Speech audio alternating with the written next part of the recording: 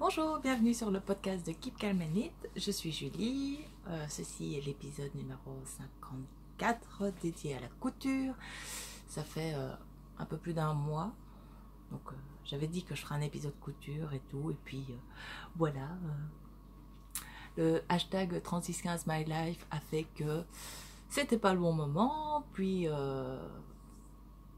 puis il n'y avait pas l'envie et tout ça. Et puis là, on y va, puisqu'après ça sera la pause estivale, hein, comme toutes les podcasteuses, ça fait marrant de dire ça. Mais nous prendrons nos congés d'été, n'est-ce pas? Donc, on va aller dans le vif du sujet. Alors, ce n'est pas votre écran qui est de travers, c'est parce que je fais un essai avec le téléphone de ma fille, puisqu'elle a une caméra, normalement, qui est plus perfectionnée que sur mon téléphone à moi. Donc voilà. Alors, sur ce mois-ci... qu'est-ce qu'on a cousu? Je vais faire dans l'ordre des patrons, ça sera peut-être plus facile. Donc, c'est poser la question de qu'est-ce qui me manque dans ma garde-robe pour cet été. Et voilà. Tout le monde la connaît, c'est la jupe 1001 perles d'Ivaness. Ah. Comme j'ai dû me reculer, j'ai plus de table. Voilà. Donc, la jupe d'Ivaness. En fait, ça va être un petit épisode couture parce que... Donc voilà. Que j'ai fait alors avec le pli central et les poches. Voilà, première version. Et j'ai fait une deuxième version avec les plis solaires et une seule poche. Voilà. Donc l'avant est une taille... est une ceinture plate. Et l'arrière à chaque fois est élastique. Oui. Voilà, je vais pas passer 2 heures dessus, c'est un modèle archi connu.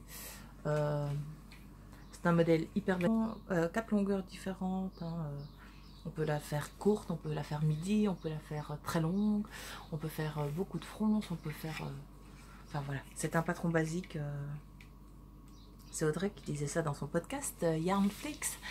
Il faut avoir de l'audace dans le sens où c'est bien de suivre un patron, couture ou tricot, mais après libre à vous d'improviser, de vous dire ah ben non je vais faire ça ou je vais faire ça ou voilà. Donc je me suis refait 2 jupes, comme qui dirait j'en avais déjà 3, donc voilà, ça complète. Hop, voilà. Alors après, mais ça il y a déjà un moment, je l'ai dit hein, mais la chemise l'élégant c'est quand même the patron de chemise. J'adore ce patron. Donc j'ai refait une chemise basique, voilà. En fait le problème c'est que quand on fait des podcasts couture, il faut aller récupérer tous les vêtements un peu partout dans... Voilà. Donc j'ai refait une chemise, j'ai mis des petits boutons cœur, voilà, oui, des petits boutons pression parce que je ne me casse pas la tête à faire des boutonnières, n'est-ce pas? Manche normale. Je n'ai pas fait la patte de manche, j'ai juste fait pour que ce soit un peu froncé. Et là, vous voyez que je ne suis pas la pro du repassage. Et alors, j'ai repris l'idée du lapin d'Alice qui monte ça dans un podcast et qui avait mis un voile en 5. Donc voilà, j'avais ce voile plus petit. C'est transparent, il faut mettre un top en dessous. Oui. Voilà, chemise basique, hein, col normal, basique, enfin... C'est très rose. Voilà. Donc, rien à dire dessus, quoi. Et comme les patrons sont faits pour être modifiés, adaptés, improvisés, j'ai fait une robe chemise. Oula, j'aurais peut-être dû vous la fermer. Toujours avec un système de boutons pression. Un très joli coton que j'ai acheté sur un site japonais. S'appelle je ne sais plus comment, ça ne vous aide pas.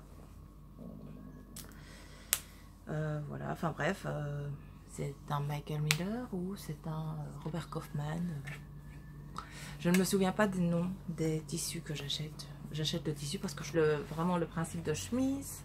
J'ai pris le modèle de chemise des beaux gosses fité, on voit rien du tout en fait. Voilà, fité avec les pinces dans le dos. sans le pli d'aisance. J'ai fait des manches courtes avec un revers. Et donc j'en ai fait une robe. Voilà. Alors l'homme trouve ça très enfantin comme robe. Elle est hyper agréable à porter. J'adore. Donc bon, là maintenant il fait un peu chaud parce que c'est quand même un coton. Enfin, il est fluide, mais il est quand même un peu épais. Donc voilà. Oui, les petites pommes, crunch crunch. Donc voilà, voilà. Du coup, donc avec un patron de chemise, j'ai improvisé une robe. Je pense que c'est faisable sur à peu près tous les patrons de chemise. Il suffit de rallonger, d'adapter, de mettre la taille à notre taille et voilà. Enfin, vous savez, la taille, c'est des choses quand même assez faciles. Alors sinon, on va faire dans l'ordre. Hop, le top Narcisse qu'on ne présente plus, n'est-ce pas? Tout le monde l'avait, c'est trop marrant en fait, c'est assez comique comme on s'inspire quand même vachement, la caméra est là, les uns des autres. Donc le top Narcisse, bon, on l'a vu chez Lise, on l'a vu chez Anna, 2-3 versions aussi magnifiques. Donc voilà, hein. Anna Rose Pattern, il a le bon goût de coûter vraiment pas cher. Hop, alors du coup, pas celui-là parce que ça c'est autre chose. Hop, voilà. Je vais pas tous vous les détailler, mais c'est un coton en reste de chemise, c'est une viscose. J'adore celui-là avec les moutons. Vous l'avez adoré sur Instagram aussi. Cotonnade. Le satin, c'est vraiment une plaie à coudre. Un voile de coton mouton. Hein, on reste dans la faute à Nathalie de nous faire tous des hauts en broderie anglaise trop jolis. Et un voile de coton qui date il y a pas mal de temps, puisque ça j'avais fait une robe d'été pour la petite toute entièrement smokée, mais c'est quand elle était petite, elle avait genre 4 ans. Donc je vais quand même en prendre un pour vous le déplier. Ça je vais mettre je ne sais pas où, on va le mettre là. Hop, ça tremble, c'est moi, c'est ma faute. Alors donc hop, le petit top Narcisse avec, je ne suis toujours pas la parce qu'en fait, quand elle est bien repassée, les parmentures ne bougent pas en fait. Les parmentures tombent nickel. Donc, c'est une encolure un peu V avec des manches. Des bretelles classiques. Enfin, la taille tombe juste. Moi, j'ai taillé un 42. Un 42, comme ça, je ne devais pas rajouter les marges de couture. Voilà. 42. Et pour retourner les bretelles, j'emploie une aiguille droite à tricoter. Voilà. Que je ne sais pas ce que j'ai fait. Mais une toute fine, je crois que c'est un 2 ou un 2,5. Donc c'est une aiguille métallique. Et en fait, comme au bout, c'est bête. Je l'aurai, je vous la montrerai. Hop. Voilà, me revoilà. Voilà. C'est une aiguille comme ça. Avec, vous voyez, le petit bourron. Ce qui fait que, pour tourner juste le premier bout, vous mettez l'aiguille sur un truc dur, et hop, ça glisse tout seul. Hein. Donc voilà. Ça évite de faire des trous dans le tissu, parce que vous voyez, normalement, il y a aussi la possibilité, Elodie le montre, c'est la pince avec un crochet, mais au moment où vous retirez, en fait, si vous avez un tissu trop fragile, ça part un peu n'importe comment. Voilà, voilà. Donc, je suis ravie de tous ces petits tops. Vu les chaleurs actuelles, c'est vachement agréable à porter. Alors, donc, j'étais dans les patrons, parce que je me suis dit que, voilà, des patrons pas chers, sympas. Donc, je me baladais sur les podcasts, les sites, les machines. Figure de Little Cozy World. Donc, moi, j'ai le t-shirt jasmin qui est un basique avec le plantain. Donc le plantain, le jasmin et le badiane. Wanted aussi, mais moins. Donc je suis fan. Il y a le gilet Courcelles, gilet Monceau, suite Courcelles aussi. C'est aussi un basique de l'hiver que je refais chaque année pour le lapin. Et donc là, je me suis dit, voilà, il est modulable, il y a plein de possibilités de haut, de bas, de machin. Allons-y. Alors, du coup, j'ai fait la version top. Voilà. Alors dans un coton brodé, ça ne se voit pas, si, un coton brodé flamant rose, parce qu'en fait j'avais fait une chemise là-dedans pour mon chéri, et puis il a vu les flamants roses, il m'a fait jamais je porterai ça. Donc j'ai réemployé le tissu. En fait ici je sais pas l'ouvrir, voilà, là je sais pas l'ouvrir, donc j'ai tout cousu, mais il est impeccable, il tombe bien. J'ai eu un peu de mal à caser, c'est celle-ci, vous voyez, parce qu'en fait là la couture du coup elle passe sur un motif, ce qui fait que pour le retourner c'était un peu compliqué, mais sinon voilà. Par contre je trouve qu'il taille peut-être un peu grand, parce que là j'ai fait un 42. En fait je coupe tout en 42 et puis en fait je pars du principe que les marges de couture sont dedans. Ce que je ne devrais pas faire, et je devrais vérifier les explications. Mais moi les PDF, j'imprime les PDF, et comme il y a déjà tellement de feuilles à assembler, je laisse les explications sur le PC. Sauf que le PC est dans le salon, et donc au moment où je coupe, je ne vais pas relire les explications. Mais je pense que les marges de couture sont incluses. À vérifier. Donc voilà, donc j'ai fait le top dans le tissu de la chemise de mon mari. Voilà. Rien ne se perd, rien ne se crée, tout se transforme. J'ai voulu essayer, parce que j'ai vu ça sur le podcast de Anna. Tiens, il y a un fil là que j'ai pas coupé. Donc j'ai essayé de faire la version top à basque. C'est une toile, hein. Alors c'est hyper transparent. Et alors il y a quand même un potentiel femme enceinte énorme. Donc ma toile est validée, hein, mais à refaire en diminuant la longueur ici des fronces. Je crois que je vais enlever 40 cm. Voilà, donc sinon très sympa, hein, mais là aussi pas de problème, tout figure, oui. Du coup il me manque un patron. Ah, bref, on va passer au suivant. Comme beaucoup, j'ai craqué des laisses, parce que sur la couverture, et là j'espère qu'il y a une photo un peu plus grande. Je vais enlever ça. Est-ce qu'il y a une photo plus grande? Oui. Hop. Voilà. En fait, je voulais cette robe-là avec les manches tulipes. Parce que c'est la Forget Me Not que j'aime beaucoup, que je trouve très jolie. Parce que c'est une robe qui a une taille un peu descendue, avec des petites fronces, des petites robes un peu baby doll, taille marquée, tout ça, mais ça ne me va pas. Donc, je voulais cette robe-là, mais je voulais pas payer un patron à 10 €. Et donc, hop, j'avais cette très jolie viscose qui froisse énormément. Donc, j'ai repris exactement le patron, hein, donc voilà, avec les petites manches tulipes qui vont bien. Et sauf que le panneau de devant, où elle est ma couture? Le panneau de devant, je l'ai coupé. Et le panneau de derrière, oups là, je l'ai gardé. Donc l'arrière est très joli puisqu'on a une encolure en V. Et en fait le panneau de derrière, si vous voulez, j'ai continué, j'ai fait un T à l'envers. J'ai fait un T à l'envers que je suis venue froncer et que je suis venue rattacher devant sur mon empiècement. Voilà. En fait, comme ça sur cintre, ça ne rend absolument rien. Donc, on m'a demandé la couleur. La couleur, c'est un peu plus vert que ce que moi j'ai dans le retour caméra. Donc, c'est vraiment un vert d'eau gris. Voilà, mais je le trouve très sympa. La viscose est très agréable à porter. C'est Riffle Paper Co. Je ne sais pas, je ne sais pas. Je crois que c'est une Riffle Paper Co. Voilà, et en fait les pissenlits, si vous voulez, ils sont un peu brillants. Voilà, voilà.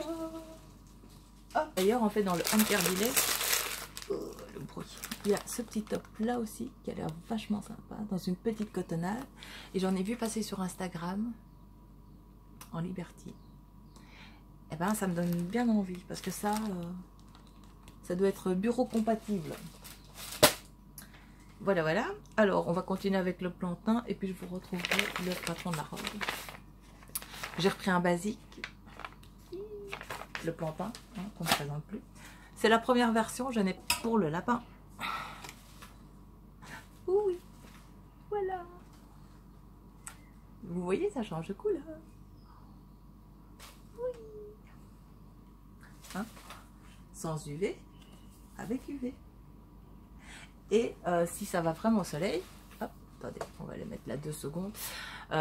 Et en fait, les couleurs foncent, enfin deviennent plus vives, foncent, non, les couleurs deviennent plus vives quand le soleil tape vraiment dessus. Donc,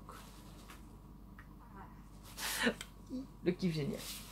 Voilà, voilà. Donc, c'est la géniale Alice, du lapin d'Alice, qui en a parlé. Ou qui a mis ça. Non, qui a mis. Elle a fait une robe pour sa fille dans du jersey magique et je me suis dit, ah ben pourquoi pas. Donc voilà, je suis un mouton. Ben, j'assume, j'assume. Alors, je chope le dernier patron pour vous montrer les 2 robes.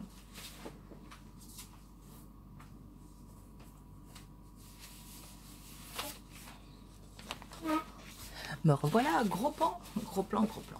Alors, c'est Anna Rose Pattern. Voilà, la robe Nora. Toujours en PDF. J'avais plus de feuilles blanches, donc j'ai imprimé sur des feuilles à carré, mais ça marche très bien. Et donc, j'ai fait cette version-là, sans les voilà. Hop. Le patron taille bien, c'est... Enfin, honnêtement, Anna Rose Pattern, j'adore. Alors, j'ai fait une première version dans une viscose Riffle Paper Co, je crois. Donc, vous voyez, il y a des empiècements. Donc, ça arrive vraiment sous la poitrine. J'ai viré la pâte de boutonnage parce que c'est une toile. Oui, oui, oui. Voilà, je voulais vérifier que le col tombait bien. Donc, vous voyez, vous avez un empiècement ici pour le col. On voit les détails. Que ça fait un petit truc bizarre, mais je vais leur enlever des cintres en fait, ça sera plus facile. Donc, vous voyez, vous avez un petit col, tout va bien. Vous avez des empiècements devant et vous avez des empiècements au dos. Voilà. D'ailleurs, bah, du coup, vous le voyez bien à la caméra, c'est que c'est un tissu un peu transparent. Voilà. Et puis, vous avez une jupe. Vous avez une jupe qui est un peu froncée, mais pas trop. Voilà. Donc, c'est un bonheur à porter. Et donc, comme il me reste un morceau, bah, j'ai fait un top narcisse. Donc ça, c'était la première robe. Et du coup, hop, c'est pas grave. J'ai fait une deuxième version en wax. Là, ça pique les yeux quand même. Moutarde, noir. Voilà. Alors, l'explication de ce col contrastant que vous avez beaucoup aimé sur Instagram, c'est que j'avais fait le col en wax. Et je voulais mettre un biais. Mais le wax, c'est quand même... c'est un peu épais. Ce qui fait que... Je sais pas, ici, en fait, la couture à l'intérieur... Les explications sont pas très claires. Mais la couture à l'intérieur faisait en sorte que l'empiècement se retrouvait comme ça. Et dans un coton. J'avais un morceau de coton noir, donc voilà. Voilà. Donc j'ai mis des boutons pression. On s'est passé ses doigts. Donc on sait l'ouvrir. En fait, elle s'ouvre devant. Par contre, je voulais pas qu'elle s'ouvre jusqu'en bas. Ce qui fait que... Donc j'ai mis le dernier bouton ici à la taille. Et en fait, j'ai comme une pliure de pantalon. Et puis alors après, c'est cousu. C'est rattaché quoi. Voilà. Mais c'est très agréable à porter. J'ai fait un biais sur les manches. Voilà. L'homme trouve que c'est un peu coloré quoi. Là clairement, le tissu est beaucoup plus vif. Donc ça c'était la deuxième robe été. Et du coup, en projet couture. En projet couture, c'est tout. Puisque à un moment donné, il faut quand même se raisonner. Je n'ai pas besoin de plus que ça. Je vois pas l'intérêt. Là, je suis sur les projets d'hiver. Voilà, voilà. Donc cet hiver, j'aimerais bien me refaire un manteau de Direndou dans un tissu tout à fait improbable rose que j'adore. Aucune difficulté. Je l'ai porté tout l'été, tout le printemps, tout le printemps, mais là il fait trop chaud pour le mettre. Fausse fourrure, du doudou là pour cet hiver. Je vais faire 2 pantalons. Je regarde là parce que j'ai déjà prévu 2 pantalons. Elle va à la grande école maintenant, donc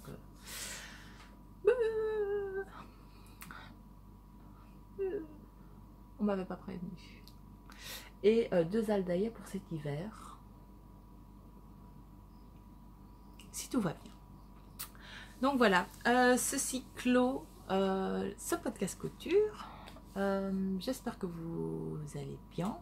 J'espère que les enfants ont réussi, que ceux qui passaient leur bac ont réussi aussi, que vos vacances se planifient bien, que, enfin, voilà, que tout le monde se porte bien, que votre santé se porte bien aussi. Parce que quand la santé va, le reste généralement suit. Je ferai un épisode de tricot, je pense aussi, dans pas très longtemps. Hein, pas dans 6 semaines, c'est promis. Et puis, à mon avis, on se reverra en septembre, en octobre, quelque chose comme ça. Enfin. Donc, d'ici là, plein de bonnes choses, plein d'ondes positives. Et puis, je vous souhaite d'excellentes vacances.